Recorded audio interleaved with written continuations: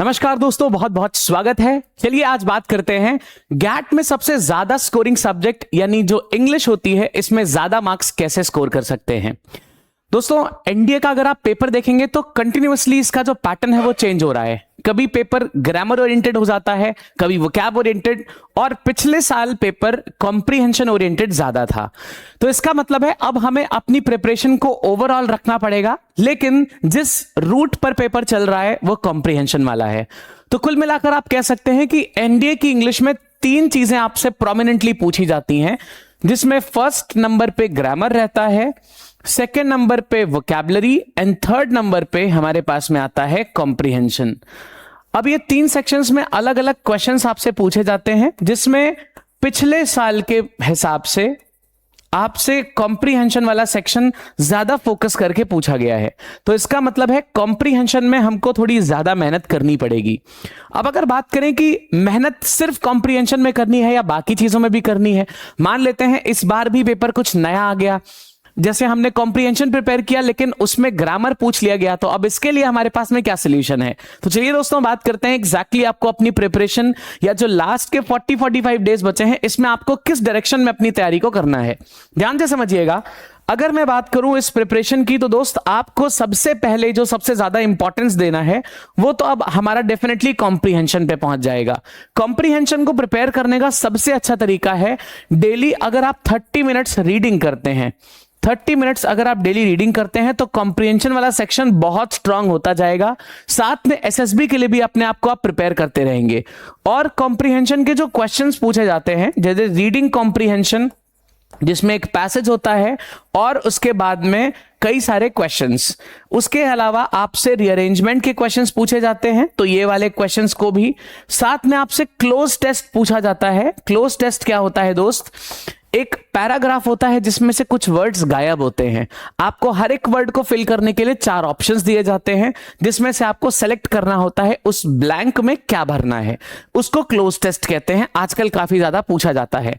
And इसके अलावा आपको फिल इन द ब्लैंक्स के क्वेश्चंस भी प्रैक्टिस करने पड़ेंगे।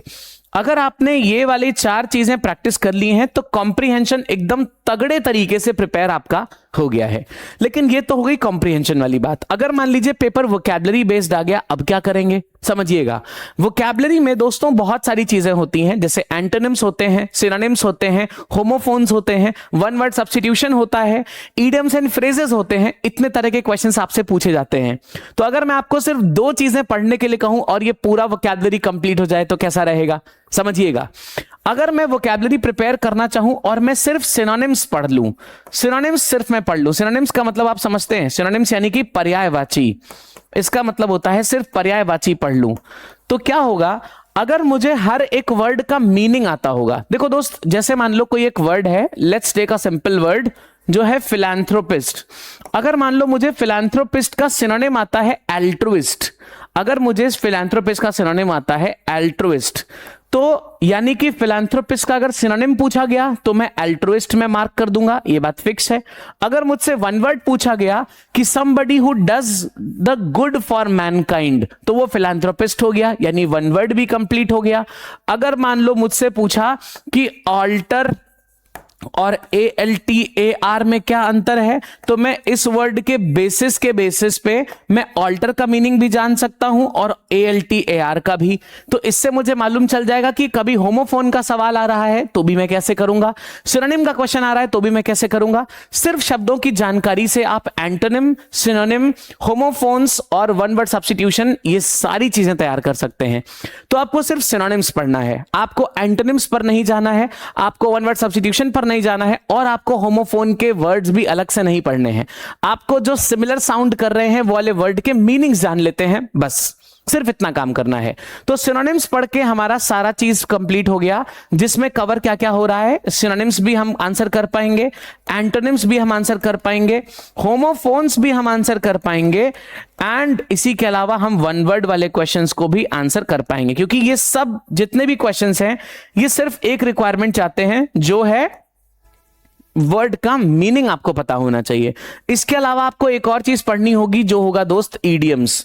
जैसे ईडियम्स की बात करें तो किसी साल पूछ लेता है 5 ईडियम्स और किसी साल वो नहीं आता है, लेकिन कंप्लीट इग्नोरेंस शायद हमारे मार्क्स का लॉस करवा सकता है, इसलिए ईडियम्स को भी आपको पढ़ना पड़ेगा। तो वो कैलोरी में आप 2 चीजें पढ़िए, एक सिनोनिम्स पढ़ लीजिए और दूसरा ईडियम्स पढ़ लीजिए, खत्म काम। बात करते हैं ग्रामर की। तो दोस्तों अच्छा, सिनोनिम्स में हम कौन से शब्दों को पढ़ें, ये वाला भी आपका एक कंसर्न होगा। तो दोस्त इसके लिए एक लिमिट दे देता हूं आपको, इसके लिए बाउंड्री दे देता हूं। पिछले 10 इयर्स में जितने भी वर्ड्स पूछे गए हैं एनडीए में, जितने भी वर्ड्स पूछे गए हैं एनडीए में, वर्ड्स और उनके जो ऑप्शंस हैं, वर्ड्स और जो उनके ऑप्शंस हैं ना, इनके मीनिंग्स अगर आपने याद कर लिए, जो भी वर्ड्स पूछे गए हैं, एंटोनिम हो चाहे सिनोनिम हो चाहे वन वर्ड हो, उन वर्ड्स के मीनिंग्स और उनके ऑप्शन की मीनिंग्स अगर आपने याद कर लिए तो उसके बाहर कुछ भी नहीं आएगा अगर पेपर बना तो। ठीक, फिर आते हैं ग्रामर की बात करते हैं। ग्रामर में भी दोस्तों आपको जितने भी ग्रामर के क्वेश्चंस अभी तक पिछले 10 सालों में पूछे गए हैं, अगर आपने सिर्फ इतना ही प्रिपेयर कर लिया है तो घूम फिर के कॉन्सेप्ट ग्रामर का उन्हीं के बेसिस पे आता है। ये एक प्रॉपर एनालिसिस के बाद मैं आपको बता रहा हूं। मतलब ऐसा नहीं होता कि हर साल वो लोग कुछ नया पूछ रहे हैं, ऐसा नहीं होता। कॉन्सेप्ट सेम रहता है, क्वेश्चंस को फ्रेम नए तरीके से कर दिया जाता है। तो ये है कंप्लीट तरीका अगर आप चाहें अपने इंग्लिश के सब्जेक्ट में स्कोर को बूस्ट करना। आप ये वाला जो स्केड्यूल मैं बता रहा हूं इसको फॉलो करते हुए एटलीस्ट 160 प्लस टारगेट कर सकते हैं इंग्लिश में। बाकी सब्जेक्ट्स को क्लब करके आपके मार्क्स 400 तक जरूर पहुंच जाएंगे। तो ध्यान रखिए कि इस चीज को आप इंप्लीमेंट करिए आज से ही, क्योंकि अब सिर्फ 40-45 दिन बचे हैं।